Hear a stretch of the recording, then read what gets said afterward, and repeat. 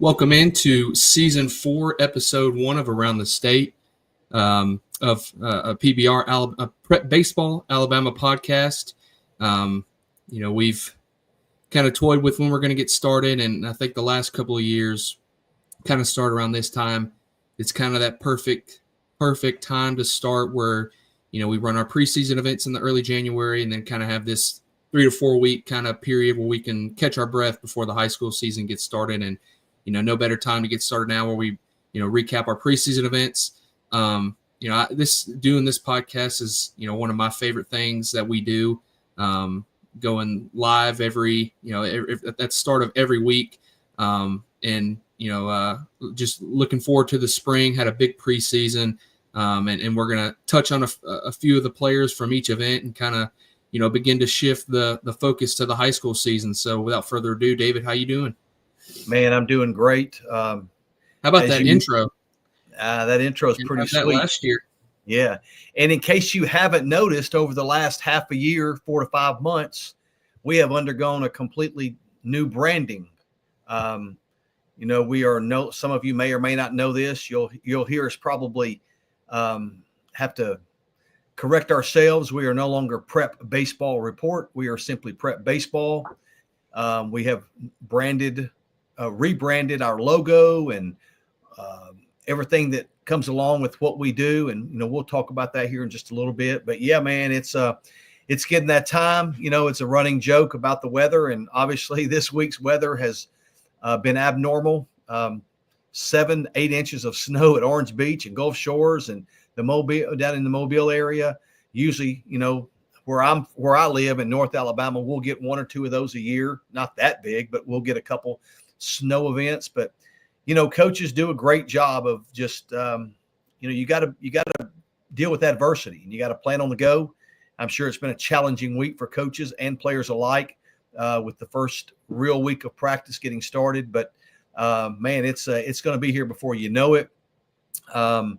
It's pretty cool that when we go to events or we go to games, everybody asks, man, or everybody talks about, man, love that podcast. Can't wait till you start it back. I know several people that we saw at our preseason events were ready to get this cranked back up, and we were too. This week's going to be a little different. We're not going to release as you mentioned, we're not going to release our state rankings or anything like that. We're just going to give a little bit of a rundown from our 4 January preseason events and talk about a couple other things. So we'll go ahead and get started right now with just some housekeeping things to talk about before we get into recapping those 4 preseason events that we've already discussed. The first thing that just to summarize, what we're going to be doing leading up until that first weekend of the high school season. We do have still we've got a lot of content that's still rolling out from both of our preseason all-state events, and we'll talk about those in just a minute as we discussed the South Alabama preseason all-state and the North Alabama preseason all-state, 2 fantastic facilities, which we'll talk about. Again, post-event content, including scouting reports for every player in attendance. We'll be getting out some TrackMan files, blast files, all those type of things will continue to be published. You've probably seen those. We have, I think, 71 team previews that are in, and we got started earlier this year because that continues to grow. We're getting out 1 team preview a day. That's probably going to have to change a little bit. We have to start getting 2 out as we get closer to the season, but we've got 71. Go ahead. I had to get through those quick hits articles for those preseason events because that's a good problem though. There's a lot of good players to talk about. So yeah, we'll start pumping out 2 starting here in the next few days or next week. Yeah, and that's those teams, and we appreciate those coaches, man, taking the time to fill that out. If you don't already know, because we do get people reaching out about, hey, how can we get a team preview? There are questionnaires that are sent out to high school coaches. We only take them from high school coaches, and we don't reach all the high school coaches in our database. We just don't have everyone. So if a high school coach is listening or you're a player and, you'd love to have a scouting or team preview for your team, talk to your coach. We'd be glad to send him one. He can reach out to us because we'd like to do those team previews as much as we can. Our classification polls, 1A through 7A classification polls will come out on our February the 10th podcast. So that's, again, just a brief little overview of what we're going to do. We do have some special guests coming on. We'll talk about those more later. A And big now, one coming on next week. yeah, we're looking forward to our special guest next week. We'll spill the beans on that here in just a little bit. Great time. We just got a comment in our comments section. Austin Miller, Cottonwood. from Cottonwood. That's correct. He's ready for the season and to hear y'all again. Man, Austin, we love doing this as well. And Austin's the one that reached out to me about a team preview for his team. So appreciate that, Austin. Again, if you have any questions or comments, please put those in the comment section. We'll try to get to those as we're going through this. I do want to let you know, and this is, we've had several questions here for advanced planning. Last year, we introduced the Yellowhammer State games at Albertville, Alabama at Sand Mountain Park. It was a huge success. Had 171 players there over the course of 2 days going through a positional workout, and they each played 2 games over the course of 2 days. We already have those dates set. It will be back at Sand Mountain Park in Albertville. Those dates are June 17th and June 18th. So if you want to put those on your calendar, just some advanced planning. I know that's a huge event, and it's a lot of work that goes into that. Also want to let you know we are working on our other summer events, and probably in a month or so, we may start getting those out, just so you can begin planning for the summer and the different events that we have throughout the state. It will look very similar to what it looked like last year, with some open IDs around at different areas of the state and some Rising Stars IDs for the younger guys. And, I guess I'm going to wrap my little session up here for those of you that have been to our 4 preseason all states, you probably noticed that we had a different timing. It'd be all 4 preseason events too with the IDs, right? You said all states. I'm sorry. Yeah. All 4 of our preseason events in January. My apologies. You probably noticed, and we told you at the events, that we had a new timing system. It was the Vald laser timing system and the jump mat that we use for athletic testing. Some of you reached out and said, hey, my 30-yard time is not in there. My 60 was, but my 10 or my 30-yard time was not in there.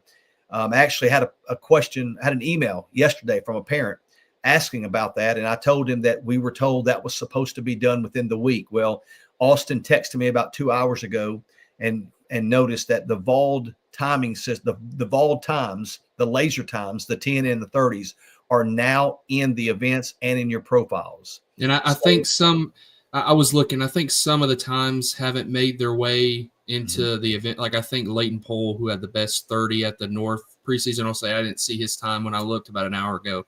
So I'm sure they're still in the process of flowing in, and that's been a big overhaul of the last few weeks for our data team, being able to, because we, that for the players who came to the preseason events, that Vol performance, those gates are pretty cool. So it's still in the process of getting into your profile. So give it some time. So we'll go ahead and move on. He mentioned the rebranding, and we've gotten this question a lot, whether we're at high school games or at our events, tournaments. Where can we get some prep baseball gear? Do you guys have a shop? And up to a couple of months ago, we did not, but I forget when it was, probably 2 months ago, we released our prep baseball shop.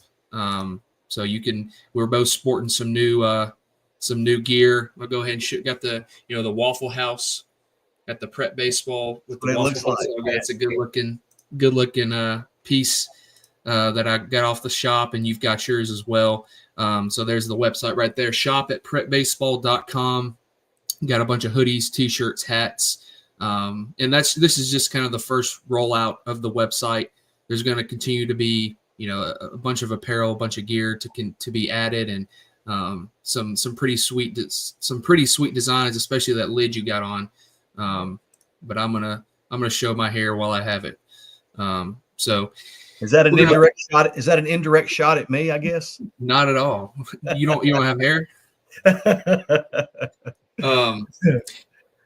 This is the 4th year of our podcast, and like everything that we do, our showcases, events, we're constantly thinking, what can we continue to do to improve our showcases, our events, and we've thought a good bit about what can we do to improve our podcast. Just little things here and there. This year, we're going to introduce it's called a commitment corner. If you follow us on Twitter or X, you see us, when a player commits, whether he tags us, and if you do commit, and if you're wanting to notify us and get it updated on your profile on our website, tagging us is the best way to do that. So we've got a few commitments from this past week in the junior and senior class that announced their commitments. And funny enough, all three of them came to our South Alabama preseason All-State. So our first one that we've got this week, and some weeks are going to be slow. Some weeks are going to have a lot of commitments. Just depends on the week. But we got three that we know of this week, and we know we're not going to get to every single commitment that happens. There's only so much time to scroll on Twitter all day, but like we said, the best way to get your profile updated is to tag us. And I think there's an option on your profile that you can request a commitment. Our first commitment, we've got catcher utility Ty Waters from UMS Wright, a 2026 junior. He committed to Samford. Like I said, all three of these players were at our South Alabama preseason All-State. Ty's come to a bunch of events. I can remember, when we were running at the P3, the P360 Performance in Mobile? Yes. Yeah, the Performance Lab in Mobile, and he was just a little old baby face. I think he was 7th or 8th grade, and man, it's been fun to follow him and the strides he's made. I've seen him since he's been 11 years old in Cary, North Carolina. That's right. And he was a little old dude, but you knew the skills have always been good, and his physicality, the strength has really caught up, and it's playing out the way we thought it might down the road. Yeah. So congratulations to Ty. Yeah. Congrats to Ty and his family, his commitment to Samford. The next one, we got another 2026 infielder, kind of utility guy, just a flat baseball player. Reese Jones, a 2026 from Spain Park, started last year for Spain Park at second base and was a big part of their successful season last year. And it looks like he's going to have another big year this year. He committed to UAB. And anybody who's seen Reese play, he may not be the biggest player on the field, but he commands your attention. You watch him 2 or 3 at bats. He's super competitive, not a super talkative, not going to say a lot of words. He's just going to go out and do his business. And congrats to Reese and his family for his commitment to UAB. And then the last one, we've got first baseman, right-handed pitcher Dylan Ackerman, a senior from Daphne, committed to Coastal Alabama North Community College down in the southern part of Alabama. Dylan, a left-handed power hitting first baseman, was up to I think 86 or 87 at our South Alabama preseason All-State. So good get for Coastal Alabama North, and congrats to Dylan and his family as well. That was as good as I've ever seen Dylan. He looked really good that day. We've seen him on the mound. I thought he's a little bit more offensive going up to last week's event, but he's always had just a smooth, low effort delivery, and you expected some jumps to likely happen with velocity, and he was up to 87 on the mound. Good three pitch mix. So congrats to those three. We're gonna go ahead and get into our preseason event recap. I'm gonna touch on a few players from each event, some of our favorite guys. So we'll go ahead and get into our Birmingham preseason ID. And for those who don't know, the preseason IDs were held indoors. We had one in Birmingham and one in Huntsville. Those were open events for 2025s through 2029s, and we had our first one at Strongbox Indoor, like I mentioned, on January 5th.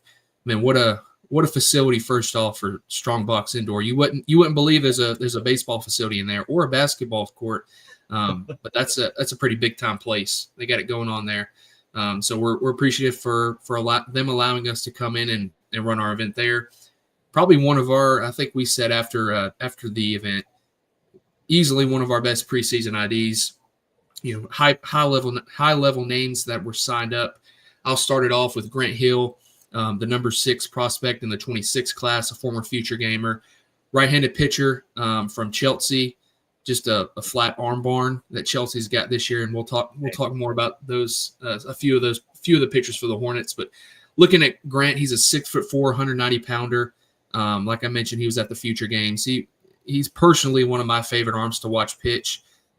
He is long-limbed, projectable, a clean, easy mover down the mound for his size, and I still think that there's a lot more strength to tap into for Grant. At the event, he was 87 to 89, touched 89.6 with his fastball. I think he's been up to a true 90 in the past at Lake Point.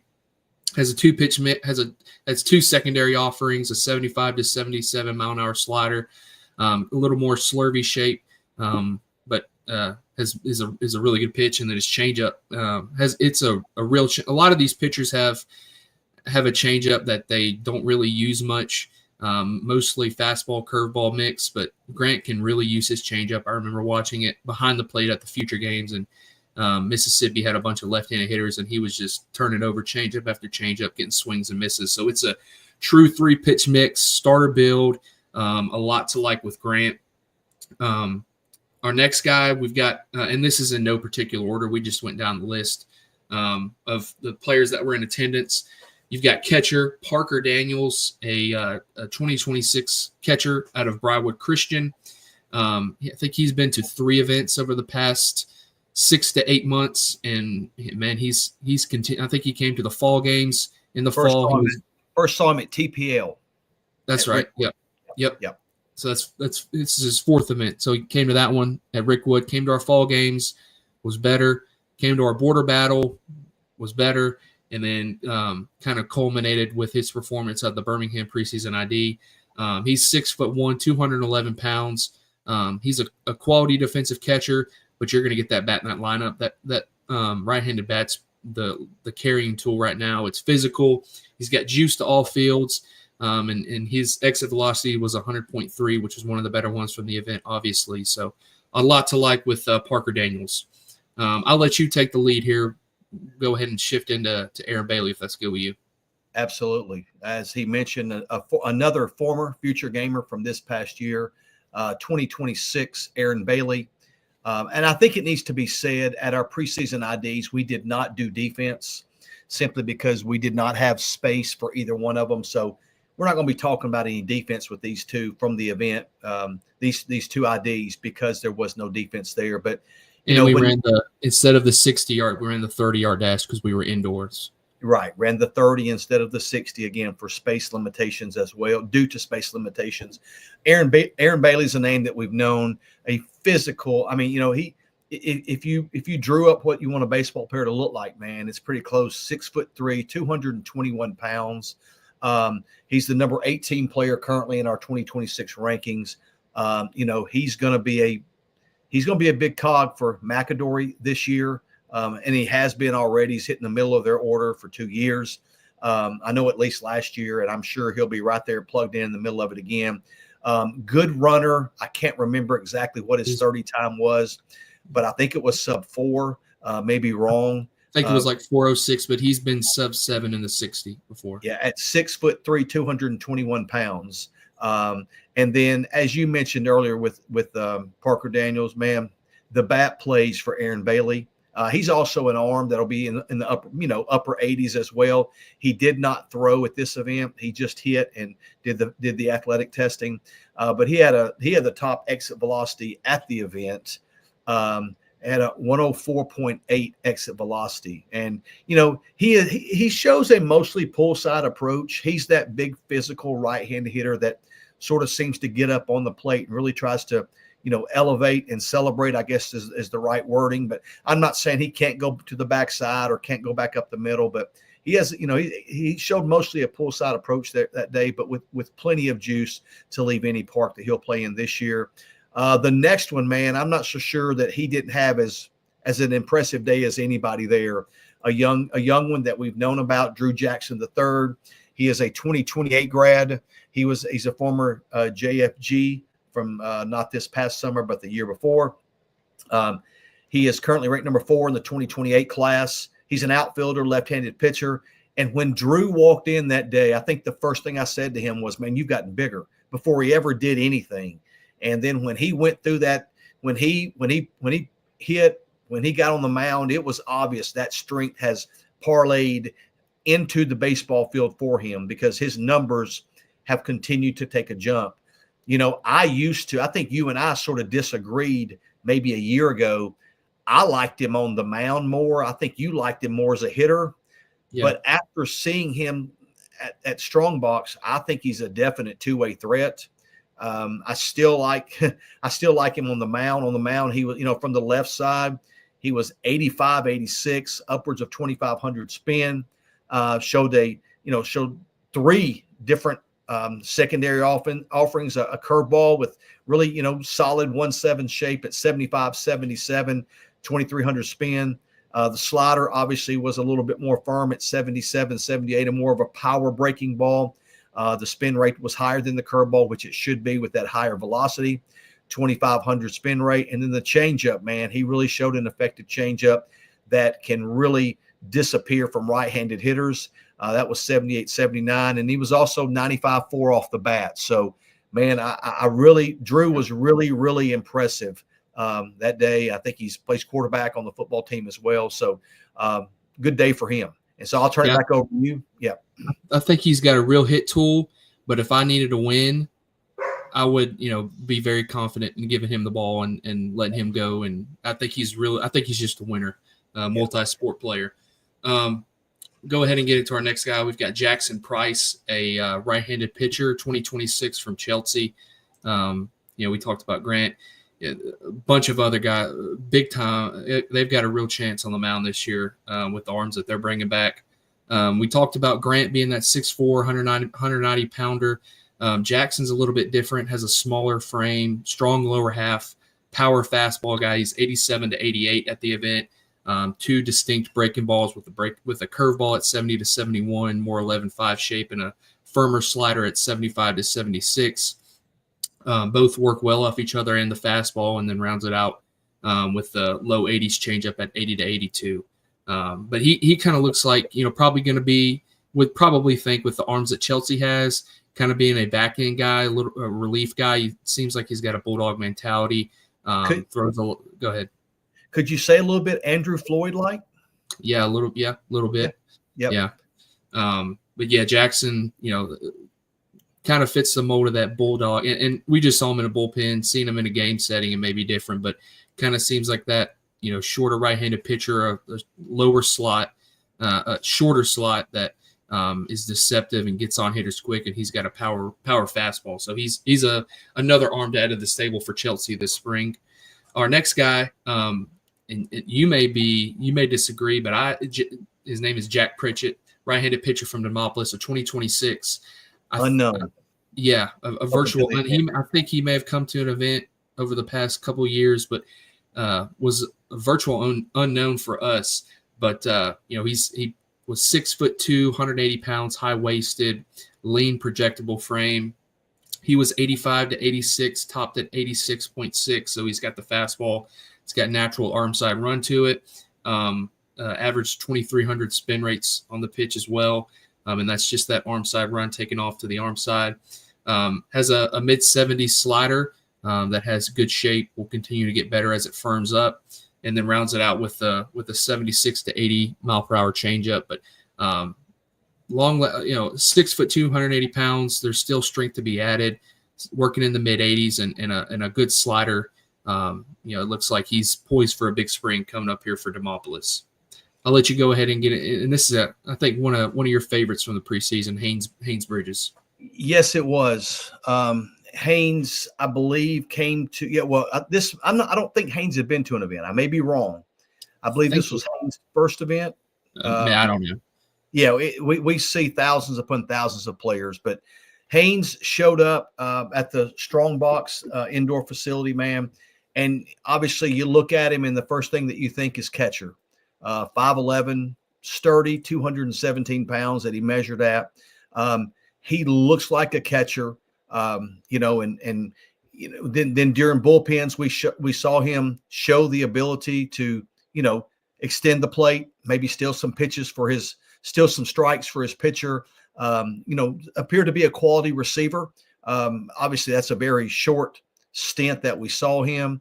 But with the bat, man, I really liked his approach. It was a shorter, more compact approach with the bat.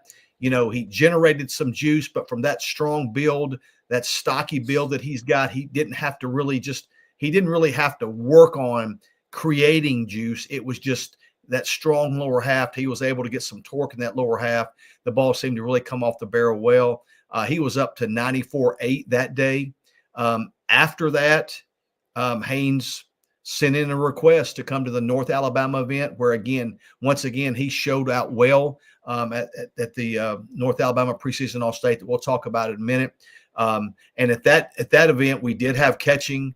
And Haynes, he continued to look the part behind the plate. I think he was two flat to 2-1 behind the plate. Again, looked very natural receiving pitches during the bullpen session, but he was actually up to 98.7 off the bat that day. So again, man, that's a 2027. That's a really advanced build for a 2027 there at Vestavia Hills. Going to look forward to watching him move forward. Yeah, and he was at the same event last year, the Birmingham Preseason ID in 2024, and then at the Birmingham Summer ID. So that kind of speaks to how much better he's gotten. Right. That he's I think he made the quick hits for the North Alabama Preseason All-State, and he's gotten better over that year. And that's what it's about. Absolutely. The next guy we're going to highlight here is from Pelham, another 2027. And I remember both of us talking about that left-handed hit number 37. Yep. I remember we were set for BP, and he was hitting off a tee. I was like, that's a good swing. Yeah, look at that number 37 over there. Well, it turned out that left-handed hit number 37 turned out to be Braden Lee from Pelham High School. Again, he's a 2027, 5'10", 184 pounds. He was consistently lower 90s exit velocity, but did get up to 93.4. But the exit velocity is important. I mean, there's a huge difference in being 76 off the bat and being 94 off the bat. There's a huge difference in that. That 94 is going to carry for a double, triple, even leave the yard. But it's not all about just that exit velocity. It's about the approach too. And I think that's what stood out to us. You could tell that Braden, just off a tee getting loose, you could tell his approach was really advanced, stayed. And I said this earlier, but man, he stayed in the middle of the field, just hammered balls back up the middle during his round of BP. I was the one back there feeding the hack attack. And there was a couple of them that just about got me because he stayed right back in the center of the field. So he really stood out to us there. And then we're going to go over one more guy in the Birmingham preseason. I'll cover that and let you kick us off on the Huntsville Austin, if that works with you. The last guy we're going to highlight is Caleb Simpson, another 2027 and another physical 2027, 6'1", 206 pounds. He was a guy that we sort of had earmarked as a pitcher. I mean, and he is a pitcher, but he impressed with the bat as well. He was up to 99 exit velocity with some serious juice to the pull side. And it was a pretty clean bat path through the zone with some tilt there. Again, that 99 will carry.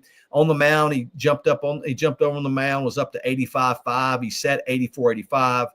Showed a curveball at 70.72 with some late downer action.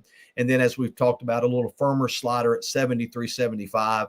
And then also flipped in a quality changeup at 74.76. He pronated it well, just killed the spin on that pitch. So that was he had a good bullpen, had a good day both ways. Now, I do want to say this. There's another kid from the Birmingham preseason ID that we haven't talked about. We'll talk about him later. So I think we need to go ahead and put that out there. But that'll wrap up the Birmingham preseason ID.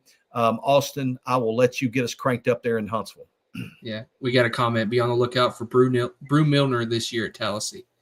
We know all about my man, Brew.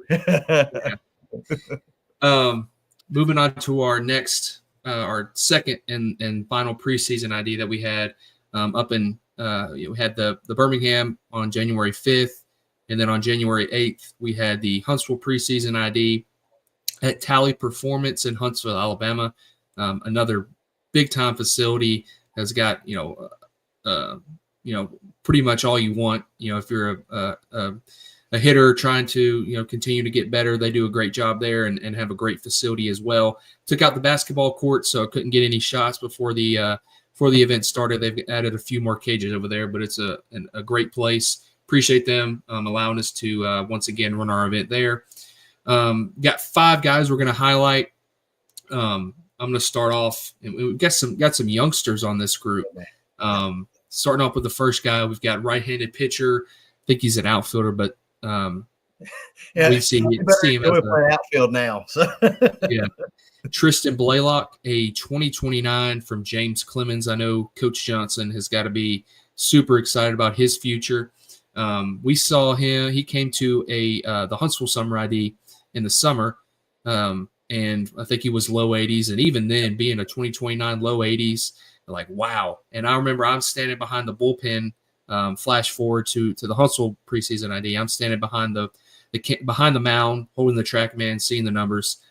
First pitch, 87.4, and it was just kind of took you by surprise. He sat 84 to 87 top. I think he hit 87 a couple times, with that 87.4 being the top. Back spins it well at 2350 and has a mid 60s curveball that has good horizontal, has more sweet to it. But and that's the exciting thing about him. He continues to refine that curveball, get it a little bit more firms it up a little bit, turns it into a little bit more of a slider. He's got a really high ceiling. He's a really good mover, smooth mechanics. He's elastic down the mound. Has a huge, obviously a huge ceiling, and we're excited to see him progress over the next 4 to 5 years. Moving on to our next guy, first baseman Samuel Ryan Davis out of Buckhorn, a 2026, 6 foot, 218 pounds, physical right-handed hitter.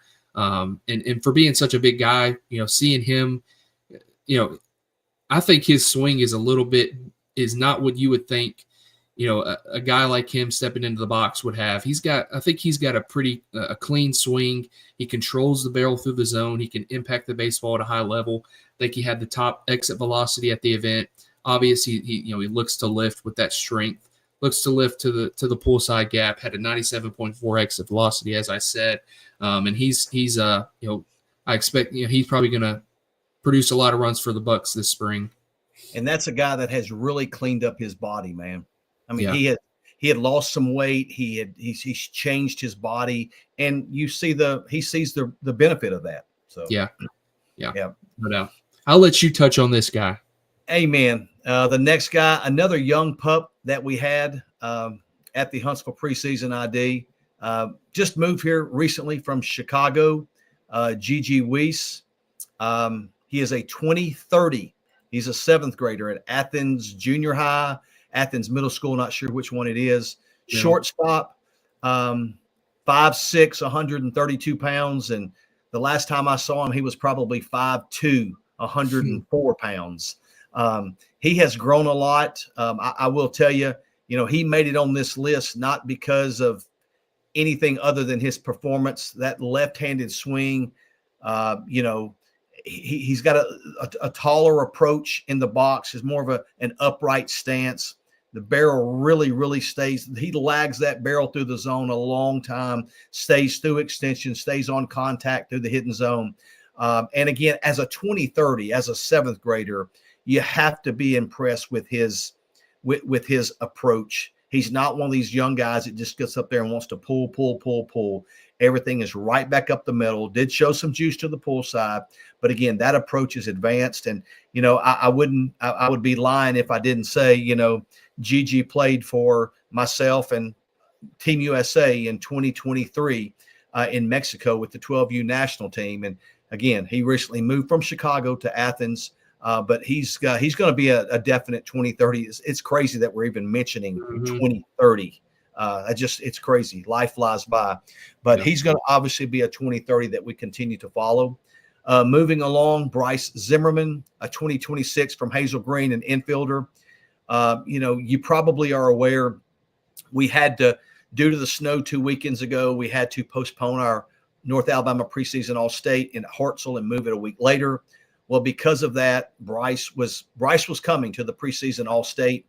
but the postponement and the change of dates caused a conflict for him. So he was able to make it to the Huntsville preseason ID, and glad he did. 5'9", 177 pounds with lower to mid 90s exit velocity. I think he topped at 94.5 off the bat. But man, there's just some violence. There's just some violence in that swing, man. The ball seemed to really carry off the bat. Major juice to the pull side. And I do remember, again, I was feeding the hack attack, and he jumped in there, and I looked at you and I went, wow. It was just an impressive round of BP. So Bryce Zimmerman had a good day. And then wrapping us up there in the Huntsville preseason ID was outfielder, a 2025 uncommitted outfielder from Bob Jones High School, Mason Reinhardt. He's a kid I think we saw last year in Mobile. I think he went all the way to Mobile for an event, and was just he was good, but he has really made strides. He has really made strides in the last year. Was up to 95. I hear you. I was going to get through that in a minute. Yeah, I was going to get to him in a minute. But Mason Reinhardt, 6'1", 163 pounds, up to 95 off the bat. And listen, at Bob Jones, you're going to have to hit to play. And I'm sure Mason's going to be right there in the thick of it for playing time. Was more of a pull side approach, but had some lift, and I think when he was taking BP, I think I hollered, "That's gone at the Bob." But he had a really, really impressive round. But Mason had a good round. So that'll wrap us up with the IDs. I do want to get to that right there. The best in the country is back. My man Cooper Kehoe. Man, Cooper, we look forward to seeing the Red Devils the first weekend of the season, man. Hope you are doing well down there. Appreciate you listening. So now we're going to move to our preseason all-state events. And before Austin gets going, he's going to get us started with the South. We previously mentioned it. We had to postpone the North Alabama event to January the 18th.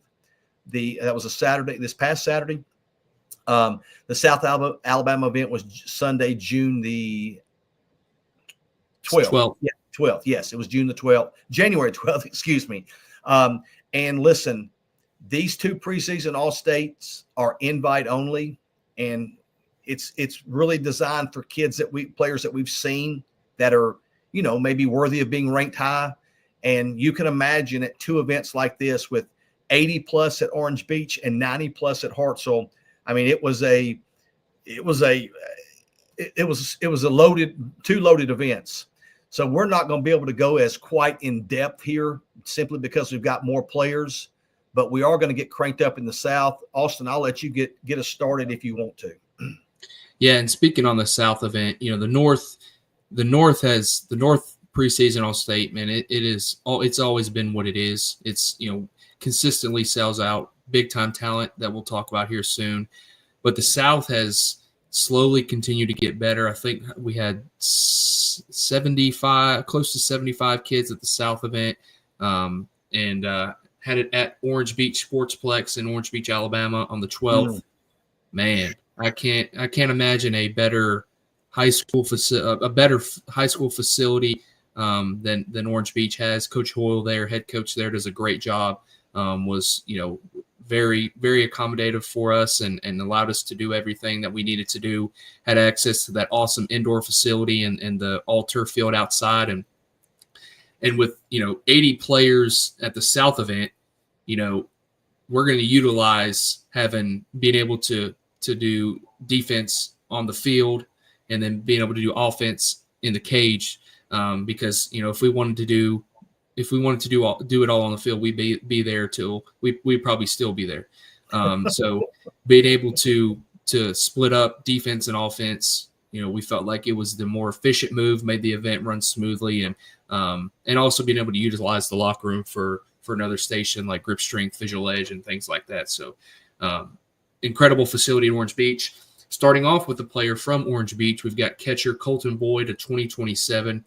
I'll say I've seen Colton over the last 2 years. Orange Beach has not been, I think they're 5 years old. Their high school hasn't been started. It started up a few years ago. And as Orange Beach has continued to get better 2 years ago, I remember seeing Colton being an 8th grader behind the plate, starting for the Makos. And, he was an advanced receiver for a player of his age, a little bit behind with the bat, and continue to get better last year. And it all seemed to culminate. He came to the South event being his first ever showcase that he came to. And man, did he showcase the physical tools?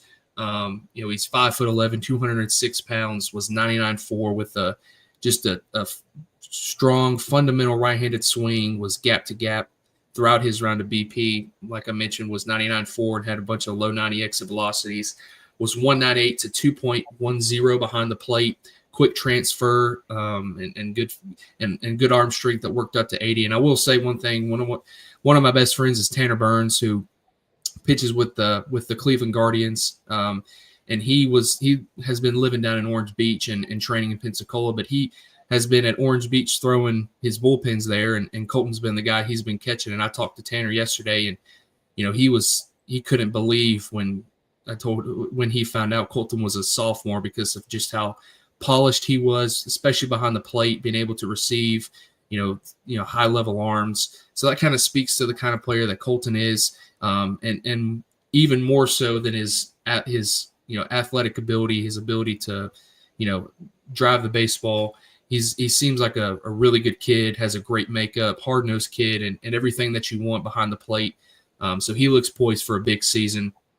Another highly ranked catcher that we've got, Brew Milner, on this list from Tallahassee, a 2027, who's ranked number 5 in the 2027 class. He's 5'10", 205 pounds.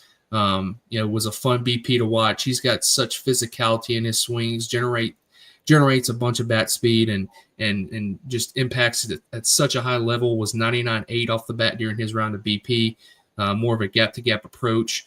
And we've seen that swing, culminate or translate to gameplay. Had a big freshman season last year, leading Tallahassee to the Elite Eight. And behind the plate, he was 181 to 2.04 and was a 79 mile per hour catch velocity. So those are two elite catchers in the 2027 class that, and it's been kind of fun to kind of look back and kind of compare and contrast those two catchers. But man, they've got their best days are certainly ahead of them. Our next guy, we've got shortstop Jackson Wood, from Hoover, a 2026 Tennessee recruit, the number 3 player in the 2026 class. He also, like we mentioned, attended the Birmingham preseason ID. And man, it's, he's such a special hitter, and had such a, it was kind of that at both events when he stepped in and took his swings, it was kind of like everybody around kind of stopped and was watching, because the ball was just pow, pow, every single swing, line drive to the back net. Was 99.1 at this event, was 103.0 at the Birmingham preseason ID. And for a player of his size, he's 5'9", 163 pounds. You wouldn't suspect that he would have that much juice, but he does. He's a 6'9" runner, 89 across the infield, has the athletic tools, and is an enjoyable kid to be around as well. And certainly a very bright future for him. And he's, I think he was Hoover's leadoff hitter or 2-hole last year, and he's going to be a big piece for them this spring. Our next guy, probably one of the, saw him at a scout day earlier this year, TPL scout day at Rickwood. And boy, has he made strides since that event. That's left-handed pitcher Jack. What's up? 78, 79 miles an hour at TPL. Now that's on the back end of a summer too. So, yeah. That's left-handed pitcher Jack Diefendorfer, a southpaw from Prattville Christian, a 2026, 6'4", 225 pounds. Like he mentioned, was 77 to 80 at the scout day earlier on the back end of the summer, but was 85, 86 during his bullpen, up to 87.4. Clean delivery, good mechanics. Has a slider with downward action to it, and a power changeup at 79 to 80. Has big time arm side run on his fastball. Was flooding the zone with all 3 of his pitches. And he's, you got to think those with Diefendorfer and Ethan Walls for Prattville Christian. that is a tough 1-2 punch for Prattville Christian this spring. And Jack looks poised for a breakout junior campaign. Our next guy, Brody Wilson, right-handed pitcher, first baseman from Faith Academy, a 2027, number 7 in the 2027 class. 6'1", 193 pounds, a former junior future gamer from a few years ago. And, I went back and I was looking at pictures a few days ago, and man, has he really, really refined his body, has, lost good weight, put on strength. Like I mentioned, he's 193 now. Big time two-way talent, was 85 to 88 with his fastball, spinning it at 2,400 with an average of 20 inches of induced vertical break. So it's holding that plane through the zone, getting swings and misses over barrels with the fastball, and has a firm slider at 77 to 78, spins it at 2,400 and has a good changeup, a really good 3-pitch mix that's going to get swings and misses this spring for the Rams. And then at the plate, he's got juice, hitting from the right side, and had a 94.5 exit velocity and has present bat speed. But, a lot to like, with the upside on the mound, I think right now for Brody. Rolling into our next guy, and then I'll let you take the next guy after him. Hey, let's put him and his teammate together, the next guy. He's got a teammate down the list. Both of them are 28. Talking about Brody? Yep. No. The next guy, Colton Davis. Okay, gotcha. Yeah. We've been hearing about that 2028 class at Headland. We were able to see 2 of those guys. One being Colton Davis, a right-handed pitcher, shortstop, and the other being Evan Money, an outfielder. Both of them are freshmen from Headland. Starting with Colton, his first event. When we see these players sign up for events, we go and look at their Twitter, and he had 2028. 6'3", 160 pounds, and you're like, okay, this is going to be something worth following. And was 6'1", 155 pounds, but showcased some exciting upside on the mound. Was up to 85, 2 distinct through a curveball, a slider, both with different movement patterns, and had a changeup. More line drive approach at the plate. Worked up to 89.6, probably has more upside on the mound, at least right now. Really athletic frame. And then talking about Evan, man, Evan seems like a flat baller. He's 5'10", 160 pounds. Primary outfield, was up to 89, so he's got the advanced arm strength already. Smooth, fluid, athletic swing, feel for the barrel, checks off a lot of boxes, has some tools and athleticism. Was 92.2 off the bat, and man, both of those guys, those two futures are very bright, and especially as the program for Headland, they've got some talented younger kids, but those are 2 of them that have bright futures. I about to say we know of a couple more in that 28 class as well, no doubt about it. So, we talked earlier. You talked earlier about Diefendorfer. I would label him a head turner, because a lot of these guys that we get there, we know what they're going to do, or we have a feel of what they're going to do. And some of them, like Jack from Prattville Christian, we only had that 78, 79 to go off of. Well, he jumps over on the mound. He's 85 up to 87. I mean, that turns heads. Those guys too, who pop like that, those are my favorite. The guys like Jackson Wood and the high profile guys, they're going to do what they're going to do. But the guys who pop are the my favorite part about the preseason. And I would label this next guy a head turner as well, Austin Keitlinger. I was in there, taking notes for when he was throwing his bullpen, and wow, it was impressive.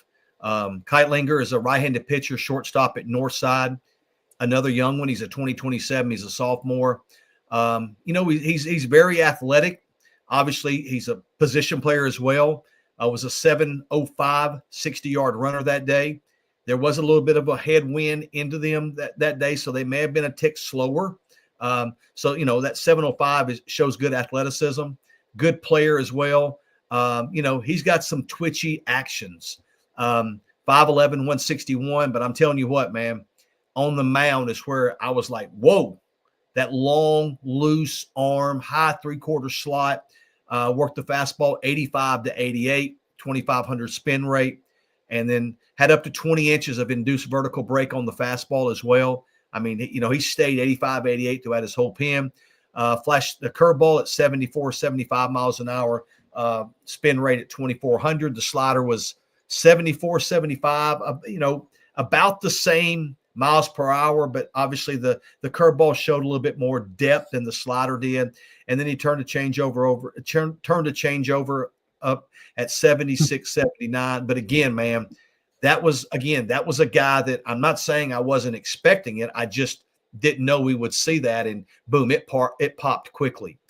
Moving on down the list, another, I think we had a Briarwood Christian kid earlier. Silent winner for me. Big winner for me. Yeah, I agree with you.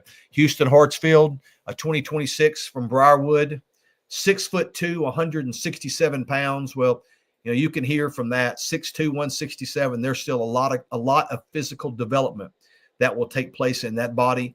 Again, a junior. Everything looked easy for him. It just looked like, it just looked easy for him. Natural, athletic, 704 runner, was 84 from the outfield. And then the fastball worked up to 85 miles an hour, with that typical two-seam run from that left-hand slot. Again, Houston. You didn't see him throw, did you? You were on the other mound, I think. I peeked over there, and I was able to watch it a little bit. Yeah, I could tell the catcher was catching it. You can tell that two-seam run by the way. I had no idea that, because he came to our fall games last fall, went through it as a positional player. Don't think he threw. I didn't know he threw, and he hopped on the mound, and he was repeatable, athletic, was from the stretch, I think, and had a banger of a slider. So he's was really good from the left side of the plate, but was really impressive on the mound as well. Yeah, and if you throw with that hand, you're going to get people out. It's just the way it is.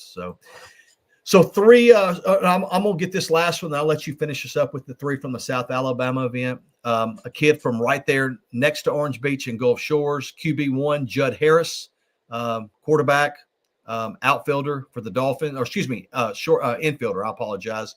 For the Dolphins, he's currently ranked the number 6 player in our 2027 class. Obviously, if you're the quarterback at Gulf Shores, playing on the infield at Gulf Shores, you're going to have some athleticism. Came in at 5'10", 149 pounds, a kid that we've seen several times, continues to evolve, continues to at each look to raise his game. Judd ran a 7.21. Again, those are laser times. He was 84 across the infield and was mostly low 90s off the bat, exit velocity, but did get up to 94.3. I think Judge just got some winner in him too. I think he's just a throwback type winner, and college coaches are looking for guys that can help them win games. And that when we talk about a guy being a baseball player or a guy that's a winner, that's what we're talking about. Judd Harris is that guy. He looked good this showing at Orange Beach. Yep, no doubt. Moving on to our last three guys, and not by rankings. This was completely random how we did these guys. Just kind of rolled down the list. We've got Marcus Lawler, a 2026 infielder from Oxford, another former future gamer from this past summer. Listed at 5'8", 164 pounds, but he plays much bigger than his size. Yeah. Quality athlete, was 7'2", in the 60, was 88 across the infield. Probably profiles to play a little bit more second base in the future, but has that arm strength to be able to get the ball over, playing either at third base or shortstop. Good infielder, reliable hands, good footwork, but at the plate probably is where his carrying tool is right now. A solid blend of hit and power, was 94.3 off the bat.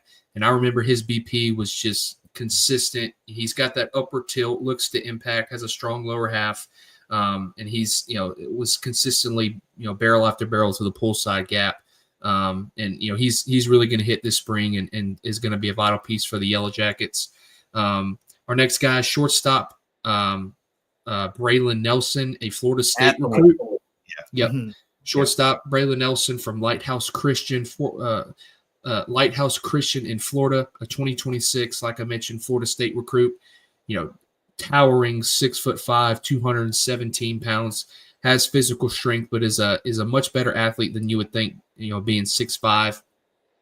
Had the biggest exit velocity of the day, led the event at 101.8. Has a smooth swing, lets the strength do the work, impact ability, has huge power potential, exciting prospect to follow, moves well, has smooth hands on the infield, probably, is going to move to a corner spot in the future when he, makes it to the Seminoles over the next couple of years. But that the bat is what is carrying him right now, and he looks poised for a big season for Lighthouse Christian. And then our last guy, another stock up guy for me, that's outfielder Clayton Rice, 2026 from American Christian. Boy, does he passes the eye test. 6 foot, 189 pounds. Has above average to slightly above average tools. 6.92 runner. I think he's been quicker at the state games. 87 from the outfield, so he's got that arm strength. It's probably going to be a corner guy, left field, right field in the future. And just to be able to get that bat in the lineup. Really smooth left-handed swing, stays connected, has bat speed, works the barrel in an upward path. And can really, hit for some average and some power. Now, I saw him in the state finals for American Christian last spring, and he had a couple big hits in that game too that they were able to win. And he looks like he's fully going to submit himself into that lineup this spring, and is one of my personal picks to clicks. And we'll see him in the second week of the season down in Mobile, where we'll see the Patriots of the South Alabama Showdown.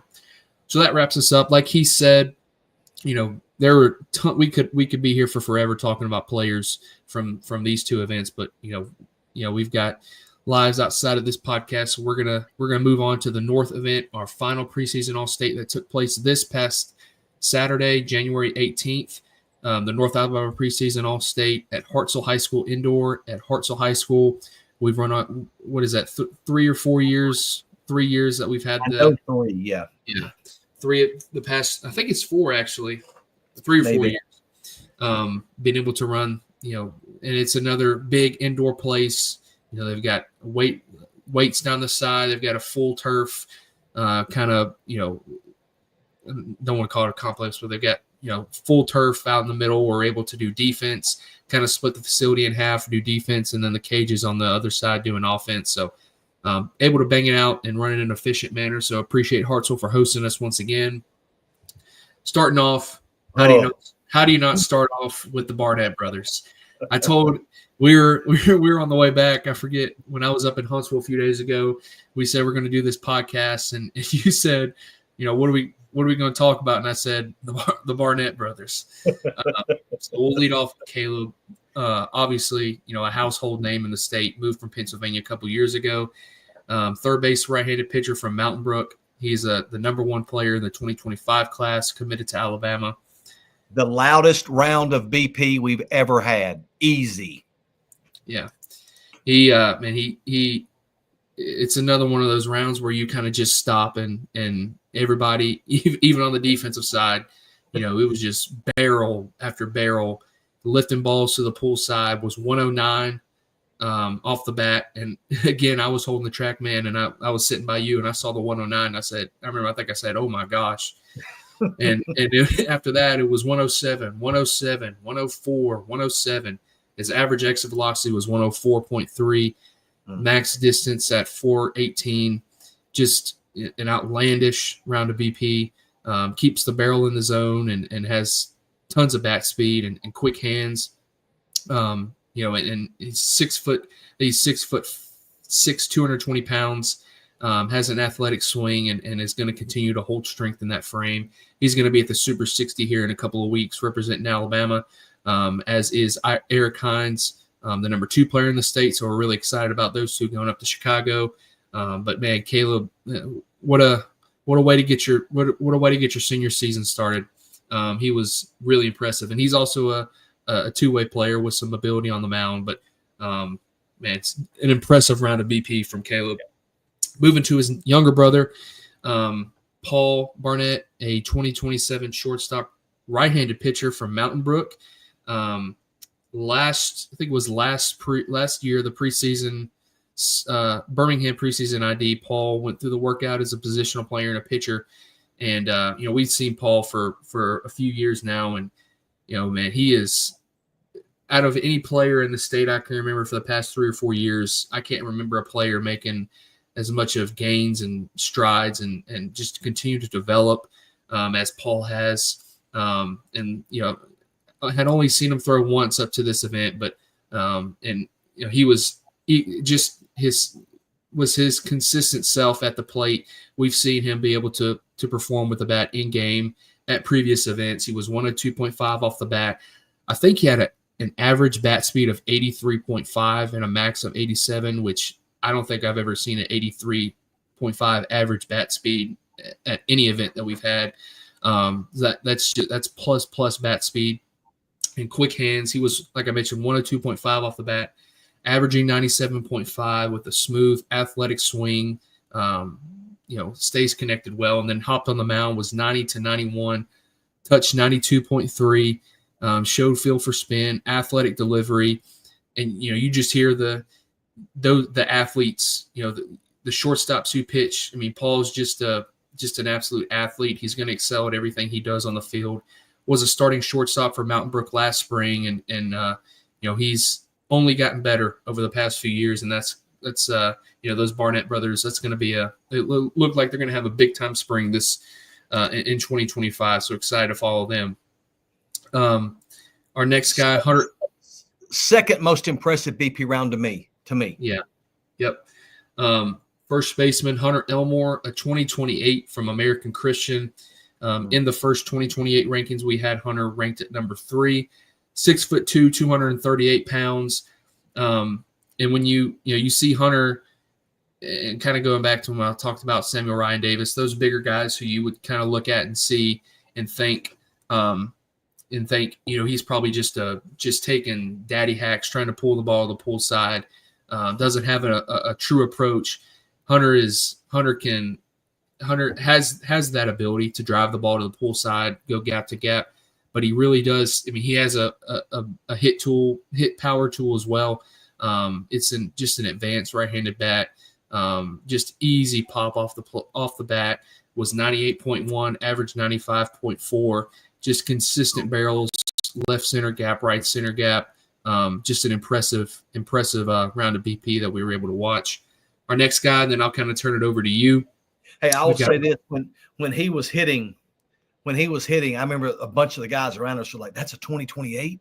I think it was Caleb. It was JB Upton, Caleb at the Barnett brothers. Yeah, they're like, he's 2028. Yeah, I mean, that was impressive. Yeah, it caught some eyes. Yeah. So not going to be the last time we hear about Hunter Elmore. Our next guy, the number 11 player in the 2026 class, right-handed pitcher outfielder. Right-handed pitcher outfielder Leighton Pohl from New Hope, a 2026. Just a toolsy athlete, two-way prospect, 5'11", 190 pounds. Was at the Future Games last year. Not sure. Can't remember if I mentioned that. We personally think he's got probably a little bit more upside on the mound. Hard throwing right-hander, was 90-91, touched 91.5, and was up to 93.3, I believe, at the Future Games this past summer. So he's got that velocity in the tank. Has 2 breaking balls, a power slider, and a more vertical break on his curveball. It has a changeup as well. High octane arsenal, really athletic, explodes down the mound with a strong frame. And then offensively, as a positional player, he's a 3.7 runner. Had the best 30-yard dash from the event. That kind of speaks to his athleticism. And then was 93.7 off the bat, but he's been, I think, 104.5 in the process. So big time tools for Leighton. Excited to see what he does, and think he's got some pretty big upside on the mound. Yeah, he's also a big time football guy, running back, and I'm not sure if he won the state or finished runner up or something, but he's also a wrestler. I think that tells you a little bit about him. Again, we're going to try to move through this as quickly as we can, but we do want to give the due to these kids. But we're going to run through several arms right here, because that was a really, really loaded event with arms. You've already talked about You talked about Pohl, you talked about the younger Barnett. I'm going to go back to, we talked about the Chelsea Arm Farm. You got Branson Hogan. He's another former future gamer from this past year. He's a right-handed pitcher, 6 foot, 178-pound junior. Again, from Chelsea. It's those Chelsea arms. It's crazy this year, moving down to 6A in a very tough area. Hogan was 90-91, was upwards of 91-2 with the fastball via the TrackMan. The interesting thing, and this is so weird that you found this stat on the TrackMan, because Branson actually reached out to me on Monday about his average extension, how he's driving off the mound. And he was asking me about how it played. And it's weird that you found this. He has an average 45 minutes before the podcast. Okay. All right. Okay. So he has an average extension of 7.8 feet off the mound, and that makes his fastball play up. And so his fastball efficiency, while he was 91.2, his fastball efficiency is 93.6. That fastball is effective velocity, I think, is what it is. Effective velocity, yes. That's what it plays, basically. When you hear someone saying it plays up a tick, that's what they're talking about. That extension. He's getting off the mound. He's releasing that ball closer to the plate. Obviously, it makes that fastball play up. So, again, 91.2, but it plays more like 93, mid-93s. Also, an advanced slider changeup mix there. Again, going to be tough to score runs off Chelsea, and Hogan is one of those reasons. Our next arm from the event, an Alabama commit, a junior from Northridge High School, right-handed pitcher, Evan Malone. We've seen Evan several times. Evan, again, was a member of the Future Games team this past summer. He's currently ranked the number 7 pitcher in the number 7 overall prospect in the 2026 class. And I'll never forget, and I'm not comparing Evan to this pitcher, but I think 2 years ago, we were down in Auburn when Paul Skeens pitched against Auburn. And by no means am I comparing Evan Malone to Paul Skeens. But the first thing that jumped out to me when we watched Paul Skeens pitch was from the waist down how big he was. And all of those power pitchers are well developed in the lower half. I want to make sure I'm not saying that Evan Malone. Where are we going? Yeah, that Evan Malone, he's not Paul Skeens. But from a physicality standpoint, from the waist down, Evan looks like what those power right-handed pitchers looks like. I even noticed, if you go back and watch his videos, man, he's I think he's 230 now. He has put on some good weight. He has, yep. 6'2", 230, you said, was 89-91 with the fastball. And then the slider showed advanced lateral movement, obviously side-to-side action, that Frisbee action away from right-handed hitters at 76, 78. Was able to locate the fastball to both halves of the plate. So, again, he's going to be at the top of that Northridge pitching rotation. Moving right along, the next arm is another 26. This kid is from James Clemens High School, right-handed pitcher, Will Voterbeck. Came in at 6'2", 189 pounds, and I believe that he was just getting off sickness, which maybe, he may even be better than what he showed here. But I tell you, you talk about a guy that has an electric arm and there is a high ceiling. He is what you would call a high ceiling arm. He has been in the weight room. He's put on some good weight, I think about 15 pounds since the summer. That has obviously translated. For any of you players that are listening to us tonight, man, we've talked about that numerous times about the weight room, and we've talked about adding good weight and it translating to play. That may tell you all you need to know. But Voterbeck was, again, 6'2", 189 pounds. The fastball, everything was 87, 88. Through a well-shaped breaking ball with solid 11.5 shape, and then the changeup, late deceptive action into right-handed pitchers. That's a quality 3-pitch mix. James Clemens, they're gonna have some arms to roll out there. He's not the only arm they've got. We saw some other ones He's going to be one of them. I would suspect he would be up at the top, and that we'll see how that plays out. The next guy, another 2026. This one's from Helena High School. 6 foot 398 pound junior Braden Dockery, recently uncommitted. He is still on the market. Showed a fastball at 86, 88. That fastball also showed some quality sink to it. Again, curveball changeup mix. Braden was all over the zone with all three of his pitches, and you can tell that he has sort of taken a different attitude towards stepping up on the mound. And I don't mean he wasn't serious, but man, he was all business. He was all business up on the mound. And afterwards, when he got done, I told him, I said, man, that's the best I've ever seen you. So Coach Guy and the Huskies have got to be, looking forward to that this summer. He'll give them a bona fide, legitimate guy. And that, again, they're going to have some. He's really competitive too. He's taken the ball in some big games and has been good for them. He and I talked about his first outing was in the Kickoff Classic as a freshman. And he got bumped against Vestavia. Yeah, and it was at Vestavia, and he got bumped around a little bit. And hey, man, that's just part of it, Yep. And then I'm gonna take this next one, and I'm gonna give you the one after him. Another junior right-handed pitcher from Mountain Brook to go along with both Barnetts on the mound. Bryant Dadale, his older brother. Love him. I love Brian. Yes. I did too. 6 foot, 185 pounds, clean mechanically. The fastball looked like a bowling ball, man. I mean, it looked like a heavy fastball to me. Commanded down in the zone at 85, 87, touched 87.6. His older brother, Kenneth, was a guy that threw from underneath. Brian is not like that. Brian is a high 3/4 slot.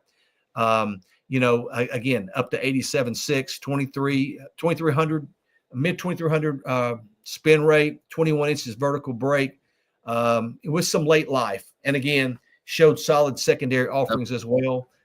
Another quality we'll have. Go ahead. Sorry. He was the one I sent you that video, and those first two fastballs just light, the definition of late life. Yeah, you're right. So he was impressive. And again, that's the Spartans are, we talk about Chelsea, but the Spartans are going to have plenty of arms as well. So yeah, let you take us to the next few. We got about 7 or 8 more, about 10 more. We're going to try to I'll take us home. Okay. Starting off, Maxwell Kimbrell. We talked about Gigi Weiss. We've got another 2030. I think he was the last player to sign up. One of the final arms to throw, but man, was he, by all things considered, probably one of the most impressive arms to throw, or the impressive arm. 2030 from Hartselle. He's a 7th grader. 6 foot, 175. What grade's he in? He's a 7th grader. 7. Okay. He was 82 to 85. Had good arm side run, spinning at 2,300 with his fastball. 82 to 85, and you were behind the plate watching him. Watching video, his breaking ball may have been as impressive, if not more, than the fastball. It's more of a sweeping breaking ball at 70 to 71. Had high spin. I think it was up to 2750, which is just crazy for it's crazy for a seventh grader to be able to spin it like that. And then had a changeup as well. He's able to land in the zone. Super, obviously, super high ceiling, big upside, and he's just going to be a guy to follow here, and not going to be the last time we hear of Maxwell Kimbrell. Our next guy, a 2027 right-handed pitcher, shortstop from Grissom, Dalton Darden. Saw him first time at the East Coast Scout Day this past summer, was 81-82. Came to the North Alabama Fall ID and I think it was up to 88 on the mound, and was 85 to 86 here in this bullpen. Super easy, athletic, just repeatable delivery. And you hear those shortstops that pitch, just those athletes, like I said, for Paul Barnett, those are the guys who are the ones to follow. And Dalton's certainly one of those guys. Like I mentioned, 85 to 86, field to land a 70 to 71 breaking ball that spins 2550 RPMs, and just a really solid athlete who is probably going to continue to make big jumps. Stephen Cavaco, our next guy, first baseman, outfielder from Huntsville, a 2025 graduate, committed to Ohio State. I think he's 5'11", 186 pounds. I think he's added probably 10 to 15 pounds since we last saw him. Just another big-time round of BP. And he, coming into this event, and I've probably said it the last couple of 2 or 3 years, I think he has probably the best left-handed swing, at least for me, in the class. It's just a smooth, all things, working together, stays on pass, stays through contact, barrels clean through the zone. Was 105.5 off the barrel, was 100.5 average and exit velocity, and was showing the ability to lift the ball to the pull side, all fields hitter, has the hit tool, and is starting to tap into some power here heading into the spring. And I'll say this about him. He's got one of the best disciplined approaches that I've seen in terms of he hardly ever chases out of the zone. Well, I mean, it's crazy you're about to say this because every single event he is at the top of the visual edge scoreboard. I don't know if you know that. I don't know. Funny. That's funny that you say that because I think he's had like a 90 before. Because I remember 2 years ago at the Future Games, he was so locked in on the zone, and you're hitting in front of 300 college coaches, and you're not up there to walk. And inside, I'm like, hey, man, swing it. Even if it's a half a ball off the plate, let's go ahead and get your swings in. He has a very disciplined approach, and he does not chase out of the zone. So that's what I remember about Cavaco. Trying to pull up his visual edge scores. I think he's he was 105.5 off the bat, big time juice he showed with that new weight, new strength that he's added. If you when you take off in an airplane and you hear the jets kind of rev up, that's kind of how my computer's right now. Yeah, he's been 84, 85, 87.93 is his highest score. He's had all upper 80s visual edge scores, so that's funny you say that. That makes sense. Moving to our next guy, another Mountain Brook, another big-time prospect out of Mountain Brook, first baseman, Noah Crosby, uncommitted 2026 prospect, 6'3", 224 pounds, huge juice, big power upside, 104.4 off the bat in his round of BP. He's another guy who has come to a few events, I think he was at the fall games and then came to the border battle. He's got that, the probably the big carrying tool for him is the ability to hit for extra bases and leave the yard each time he steps up to the plate. More pull side approach, looks to drive it to the pull side, to the left side of the infield. But when he runs into one, it jumps off the bat. Our next guy, Slade Bounds, an outfielder from Spain Park, number 10 in the 2027 class, probably has the best combined set of tools out of anybody currently in that, or one of them in the best in the 2027 class. Another former future gamer, junior future gamer. He's 5'10", 186 pounds, strong, stocky build, really good athlete. Had a 3.83 30-yard dash and was 100 off the bat during his round of BP. And he's another guy. It hits off that, uses a strong lower half, upward bat path, and looks to drive to the pull side and is more of a gap to gap hitter. But, one of our favorite hitters in the 2027 class, and it's why he's ranked number 10. So really, really big time tools there for Slade Bounds and continue to impress at this event. Our next guy is shortstop JB Upton, the number 3 player in the 2027 class. He goes to Auburn, 5'10", 183 pounds, strong, compact build, really good athlete, switch hitter. I think you talked about him. Did you say he's a little bit more natural from the left side?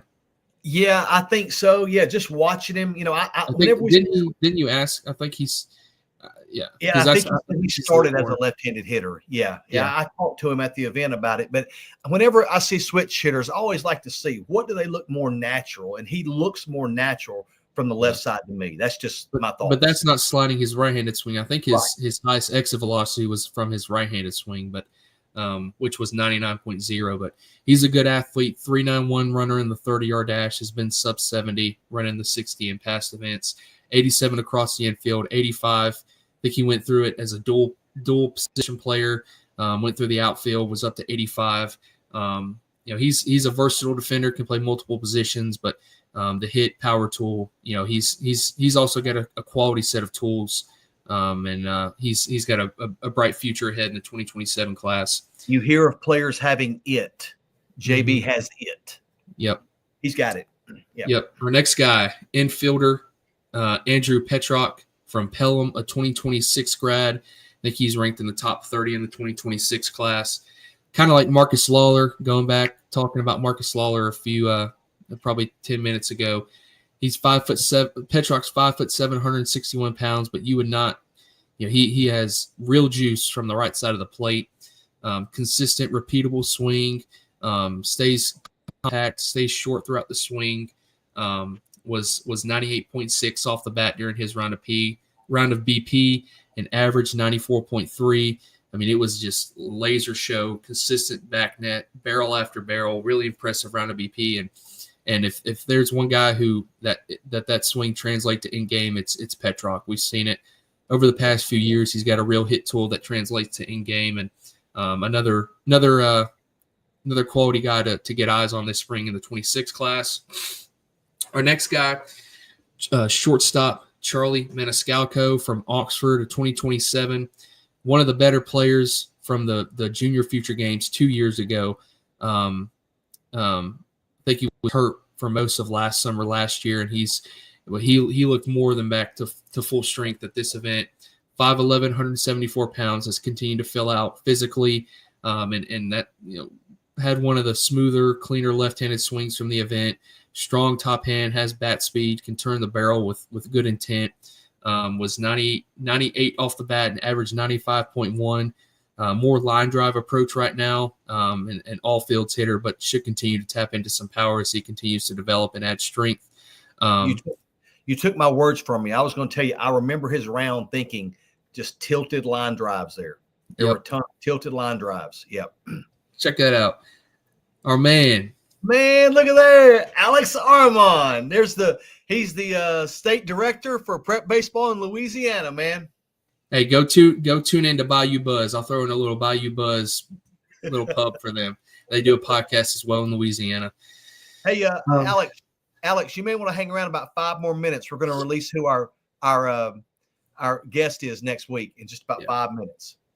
Got 2 guys left here from the north. Next guy is outfielder Brock Green from Northside, a 2028 who debuted at number 13 in the class of 2028 in those rankings released a few months ago. 6 foot, 188 pounds, advanced physical frame. He popped at the East Coast Sox Scout Day where he was really impressive from the left side of the bat. Has a physical left-handed swing and barrel works clean through the zone, upward path. More gap-to-gap hitter right now, has some power, and as he continues to develop and add to his frame, we think the ability to hit for power and the hit tool is something that's probably going to elevate to one of the better in the 2028 classes. And I was reviewing stats yesterday, and I noticed as a 2028, he tied for the leading hand speed from the blast data. I think it was like 25.2. But I mean that's impressive for a young one. Hand speed 25.2. Checks a lot of boxes. Physical left-handed swing, bat speed, hand speed, and the barrel. Has it's a smooth swing through the barrel. He's only going to continue to tick up year after year. Rounding it out, our last guy, third baseman, right-handed pitcher Matthew Drinkwater, a 2026 from James Clemens. Had a big season last year as a sophomore for the Jets, especially on the mound. He's 6 foot, 193 pounds, two-way player, and has real two-way ability as well. From the right side of the plate, he's got a short, compact swing, stays short, was 97.7 off the bat, and was consistently on the barrel, driving the ball to both sides of the fields during his round of BP. Averaged 92.0 in his exit velocity, and on the mound, I think he was primarily out of the stretch, and it just looked like, I think I put it in his quick hits article, it looked like he was just playing catch with the catcher. I mean, it was just an athletic delivery, aptitude to spin his breaking ball. Had two distinct breaking balls, a curveball and a slider, both with good depth to it, and a fading changeup. Was up to 86.6 on the mound, and showed spin rates up to 2,500. So he's a well-rounded two-way player, and I know you have really high things to say about him, and he's has a really good makeup. I'll say this real quick. Coach Johnson at James Clemens told me he just fills the zone up, man. He manipulates the breaking ball, can command to both sides. He told me that. And I'll also say this past fall was my first little one-on-one interaction with Matthew Drinkwater. And let me tell you something. He is a great representative of that baseball program. He's a great kid, and he's got a bright future on the baseball diamond as well. But yeah, Coach Johnson bragged about how he just fills the zone up. So that will wrap us up looking at players from the 4 events that we just finished up. It's been a busy 2 weeks. I'll be honest with you. We're now looking forward to the high school season. I know as well as everyone else is. We'll be done here in just about 5 minutes. Just a couple things that we are looking forward to. We've already talked about these 3 things. We are looking forward to our kickoff classic. That will be at 4 sites in Birmingham, February the 14th and 15th. That's the first weekend of the season. The second weekend will be down in the Orange Beach, Gulf Shores area for the South Alabama Showdown. We've got 13 very good teams in the kickoff classic. And then we have 20 teams coming to the beach February the 20th through the 22nd for the South Alabama Showdown. That event just grows and grows every single year. A lot of the teams from Birmingham and even some from North Alabama want to go down to hopefully warmer weather. Austin's throwing those schedules up there as well. That's our kickoff classic and the South Alabama Showdown. And then our third event this year is a unique one. It's brand new. It's called the Small Town Showdown. All of these games will be played at Sand Mountain Park in Albertville. And these games will take place the third weekend of the season. That's Friday, February the 28th, and Saturday, March the 1st. There will be a lot more going out about all 3 of these events over the next couple weeks. We'll be pubbing those on our social media channels. But and let me go back to the Small Town Showdown. That is for 1A through 3A teams across the state. And man, do we have some powerhouses coming. And we tried to pick those matchups to try to create some good matchups, and I think we did. So that's what we have going the first 3 weeks of the season. Just to mention what our plan is in terms of podcasts. Next week, we're gonna be back on next Wednesday, and we'll be sending out reminders on our social media channels. We are going to go Wednesday next week at 8 p.m. Not Thursday. We're going Wednesday at 8 p.m. And we're bringing on a special guest. Bringing in the big guns. We're bringing in the big gun, the vice president of scouting for Prep Baseball, none other than the man himself, Shooter Hunt, will be on with us. He's going to talk about some scouting things. He's going to touch on the Super 60, specifically the 2 we have going from Alabama. As Austin mentioned earlier, that's Caleb Barnett and Eric Hines. But Shooter will be on with us next week. That's next Wednesday at 8. The following week, we're probably going to do a Q&A session like we did last year. We loved doing that, getting questions from you. We'll talk more about that later. The time and date is still to be determined for for 2 weeks from now. And then February the 10th, that's Monday, February the 10th. That's the Monday that the season opens up.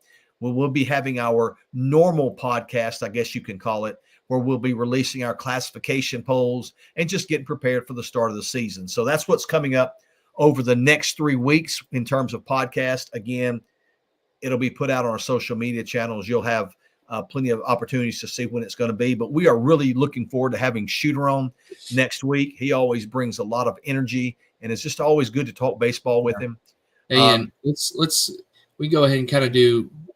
If you've got any questions for Shooter Hunt, DM us or, feel free to reach out to us. We'll, ask him on air next week. If you've got any questions, Shooter's seen a lot of baseball. He covers I can't imagine having his job. I imagine doing the state rankings. I can't imagine doing the national rankings and then having to, have my mind in different states. And, but he's one of the best of the best, does a great job. And we're looking forward to having him on. So if you got any questions, reach out to us.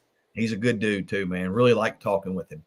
And then just to wrap us up here, just as a reminder, on our website, prepbaseballreport.com/Alabama.